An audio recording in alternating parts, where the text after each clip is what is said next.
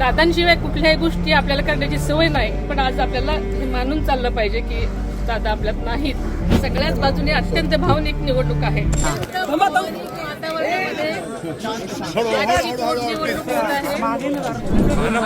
आपल्या सगळ्यांच्या समक्ष मतदान केलेलं आहे. बारामतीची जनता 6 दशक पवार कुटुंबियाच्या मागे आहेत. वरचं प्रेम, विश्वास, आदर आणि त्यांनी दिलेलं योगदान यासाठी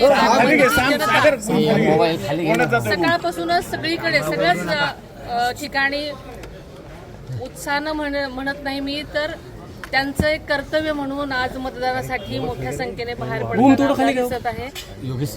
आणि बारामतीची जनता दादांचं आजचं हे देणारं मतदान हे दादांनी त्यांच्यासाठी इतकी वर्ष केलेल्या योगदानाची परतफेड म्हणून आणि श्रद्धांजली म्हणून ही सगळी लोकजण आज सगळ्या गावांमधनं मतदानासाठी मोठ्या संख्येनं बाहेर पडत आहेत.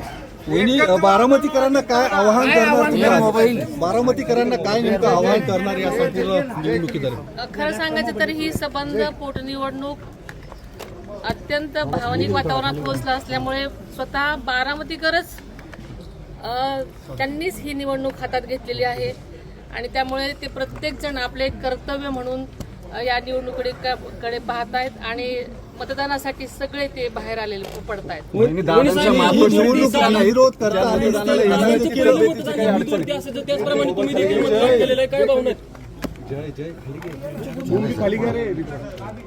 दादांच्या पश्चात पहिली निवडणूक होते. साहेब पण आजारी असल्यामुळे येऊ शकलेले नाहीत. एका अर्थाने बारामतीकरांसाठी एक भावनिक निवडणूक आहे. सगळ्याच बाजूने अत्यंत भावनिक निवडणूक आहे.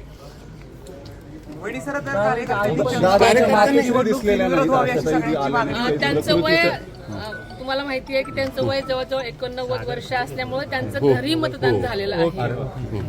त्यांचे आज आशीर्वाद घेऊन मी आत्ताच इथे आलेले आहे.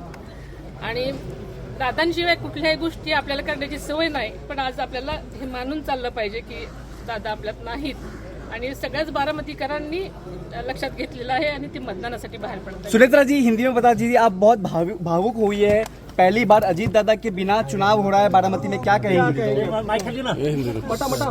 बारामती की जनता पिछले 60 सालों से हम पवार कुटुंबीय के साथ रही है, सपोर्ट किया है और ये जो इलेक्शन है वो दादा की बिना हो रहा है. ये इलेक्शन बारामती के लोगों ने अपने हाथ में लिया है. वो अपना वोट दादा के लिए एक श्रद्धांजलि के रूप में देना चाहती है और उसके लिए सब गांव में भी सब लोग अपनी अपनी तरफ से बाहर आ रहे हैं. बाहर गांव के लोग भी खास करके ये इलेक्शन के लिए आए हैं.